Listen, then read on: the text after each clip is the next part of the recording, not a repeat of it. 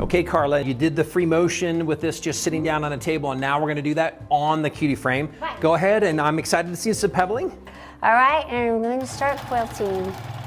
But notice how much smoother I am with my pebbles. Light, yes. easy to move. Yeah, so now I can just, so much easier. And now all I have to worry about is the speed and find that sweet spot. I'm so much better at this method than I am the other method. All right, I'm having you pause for just a minute. Okay. Why are you feeling more comfortable doing this than what you were doing? Because I'm able to move the machine just like I would my pencil or my pen across the quilt, like I'm writing. And I have the movements down in my muscle memory because I've drawn pebbles. And so that's what I'm using. Okay, Karla, the signature challenge. This was done on the machine, free motion, on a table.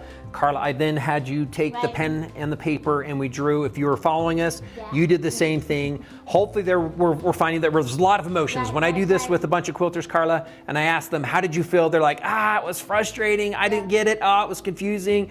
Oh, it was awkward. That's a lot of what we have. Now though, we put the same fabric on the frame. You have your domestic machine on here, you have your handles, and I'm gonna say, okay, Karla, I'm gonna now have you free motion, sign your name as we finish the signing challenge now with a frame so we can see what the difference is. And I'm happy to do so, okay? So anyway, I'm just gonna push down on my foot pedal and give it some power, but now I'm just moving the machine across and I'm just able to just freely do my name so much easier. And I found kind of that sweet spot where I'm just moving it at the right speed where I get a nice little stitch. Let me cut it. That's beautiful, Karla. If you look at that, that's quite a bit different. Tell me a little bit again, how were you feeling as you were doing this before compared to now?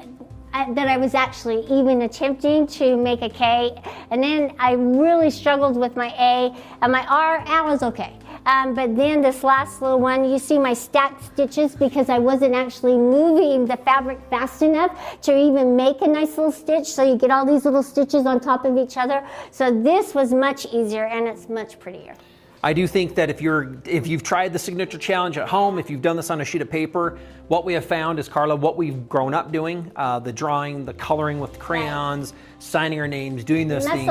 Muscle memory, and it's familiar. And so what we find is when people walk up to the frame and they do this and we say, hey, go ahead and put a drawing down or put your name down, that they feel very comfortable. And the reason why is it's something that you've done your entire lifetime. We practice it a lot. It's all the same right way. And in fact, if we were to be a little bit extreme, I could turn this up here and I could use this as that pen or the pencil. You could. And I just like to kind of show this because that is what the machine floating over the fabric does for all of the quilters out there.